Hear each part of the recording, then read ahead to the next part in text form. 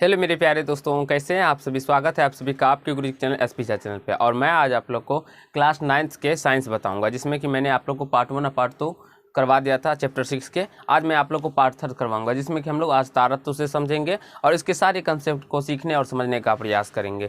अगर आप लोगों ने पार्ट 1 नहीं देखा तो इस वीडियो के डिस्क्रिप्शन में उसका लिंक है, उसको देख लीजिए और समझ लीजिए और अपना कंसेप्ट को क्लियर कर लीजिए। मेरे प्यारे दोस्तों, आज हम लोग किससे समझेंगे तो तारत्व से। तो सबसे पहले हमको ये समझना होगा तो तारत्व होता क्या है, नहीं होता है। ठीक है, तो तारत्व यानी कि हम लोग इसे इंग्लिश में पिच के नाम से जानते हैं, यानी कि PITCH, पिच।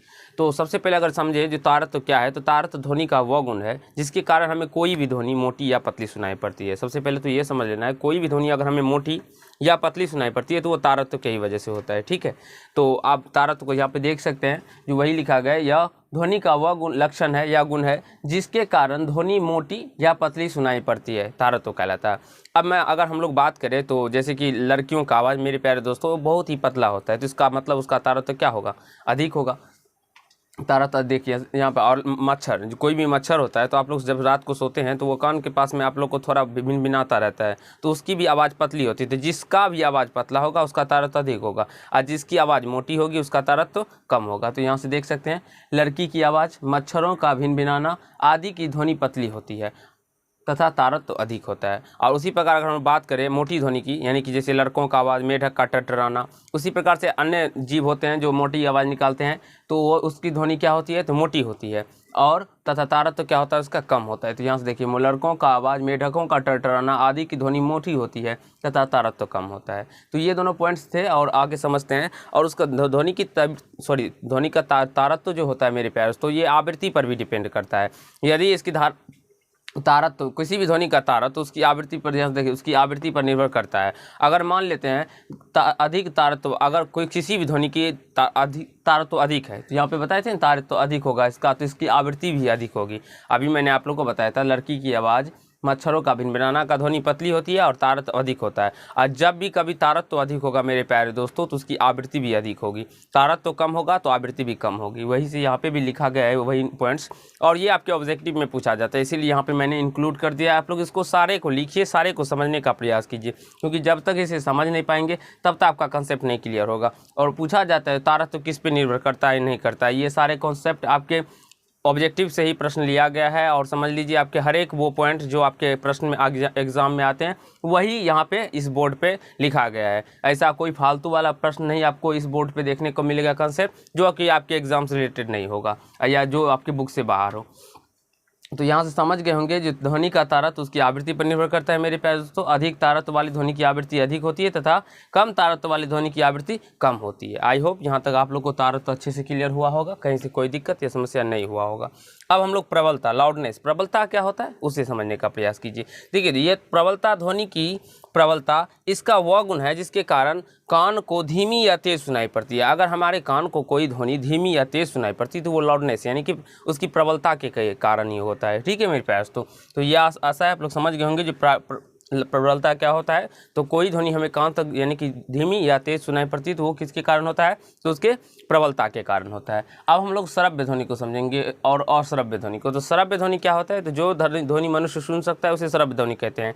तो कौन सी ध्वनि मनुष्य सुन सकता है, तो 20 हर्ट्ज से 20 किलो हर्ट्ज के बीच की ध्वनि को मनुष्य सुन सकता है। तो यहाँ से श्रव्य ध्वनि क्या हो जाएगा, 20 हर्ट्ज से 20 किलो हर्ट्ज के बीच की ध्वनि को श्रव्य ध्वनि कहते हैं। 20 हर्ट्ज से 20 किलो हर्ट्ज के बीच की ध्वनि को हम लोग क्या कहते हैं, तो श्रव्य ध्वनि कहते हैं। और अश्रव्य ध्वनि जिसे मनुष्य नहीं सुन सकता है, अश्रव्य ध्वनि क्या होगा, तो 20 हर्ट्ज से कम तथा 20 किलो हर्ट्ज से अधिक वाले ध्वनि जो जितने भी होंगे उसे हम लोग अश्रव्य ध्वनि कहते हैं, जिसे कि मनुष्य नहीं सुन सकता है। यहाँ से देख सकते हैं 20 हर्ट्ज से कम तथा 20 किलो हर्ट्ज से अधिक ध्वनि को अश्रव्य ध्वनि कहते हैं। ठीक है मेरे पास। तो अब यहाँ से समझेंगे अवश्रव्य और पराश्रव्य ध्वनि। अवश्रव्य क्या हुआ, तो 20 हर्ट्ज से अगर कम ध्वनि हो को हम लोग अवश्रव्य कहते हैं। 20 हर्ट्ज से कम ध्वनि को हम लोग क्या कहते हैं, अवश्रव्य कहते हैं। अब 20 किलो हर्ट्ज से अधिक ध्वनि हो तो उसे हम लोग क्या कहते हैं, तो पराश्रव्य कहते हैं। 20 किलो हर्ट्ज से अधिक ध्वनि हो तो उसे हम लोग क्या कहते हैं, तो पराश्रव्य कहते हैं। और पराश्रव्य ध्वनि को मनुष्य नहीं सुन सकता है मेरे पास। तो यहाँ से देख सकते हैं आप लोग पराश्रव्य ध्वनि को मनुष्य नहीं सुन सकता है।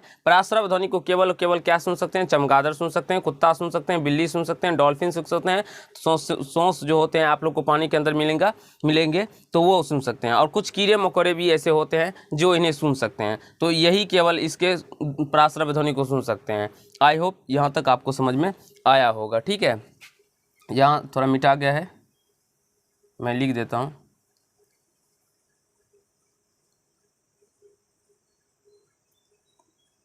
मेरे प्यारे दोस्तों, आशा है यहाँ तक आपको समझ में आया होगा। ठीक है, अब हम लोग ध्वनि की तीव्रता को समझते हैं। ध्वनि की तीव्रता क्या होती है?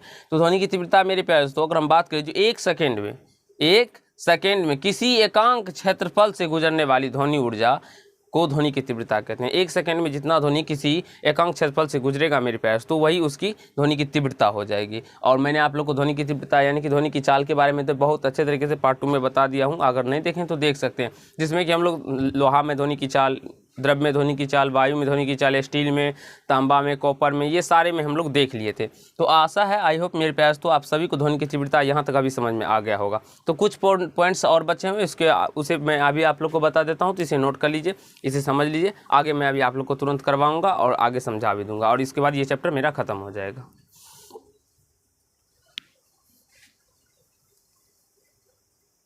तो चलिए फ्रेंड, हम लोग इससे आगे समझते हैं।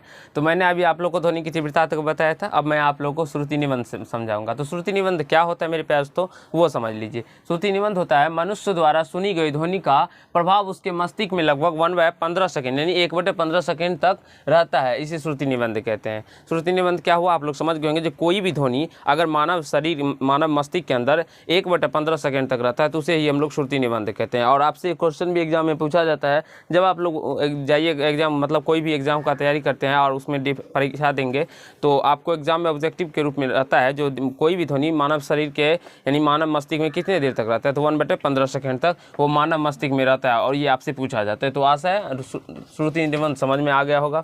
अब हम लोग समझने वाले अनुरणन। तो अनुरणन क्या होता है वो देख लीजिए। कहा गया है किसी बड़े हॉल या सभा भवन में आप लोग क्या करते हैं, तो बड़े जब आप लोग कभी क्लासरूम में गए होंगे, क्लास 9th में पढ़ते होंगे, क्लास 10th में गए होंगे, अंदर क्लास में जब पढ़ते जाते हैं तो आप लोग देखते होंगे जो सभा भवन में ध्वनि निर्बंध बार बार परिवर्तन के कारण होता है। आप कोई भी टीचर अगर कस के बोलते हैं तो उसमें क्या होता है, तो बार बार आप लोग को वो ध्वनि सुनने को मिलती है, तो वही होता है अनुरणन। जब कभी भी ध्वनि दीवार से टकरा के अगर बार बार आप लोग सुनने को मिलती है तो वही हो जाता है क्या हमारा, तो अनुरणन। और वैसे आप लोग क्लास 9th में पढ़ते ही होंगे, तो अगर आप लोग क्लास 9th के अपना मतलब मान लीजिए कॉलेज करते होंगे या स्कूल करते होंगे, जाते होंगे, तो आप लोग को इस प्रकार से अनुरणन सुनने को मिलता होगा। जब कोई टीचर क्लास लेते होंगे तो वहाँ पे बार बार क्या होता है, तो अनुरणन होता है, क्योंकि ध्वनि क्या होता है बार बार आप लोगों को परावर्तित होकर कान तक गूंजते रहता है। और या आप लोग कहीं ऐसे भी हो सकते हैं जब अकेले आप रूम में हो, आप कस के चेक करिए, आपको बार बार वहाँ पर भी अनुरणन का अनुभव होगा, यानी कि उसका ध्वनि को बार बार सुनने को मिलेगा परिवर्तन के कारण। अब हम लोग प्रतिध्वनि यानी इको क्या होता है वो समझ लीजिए।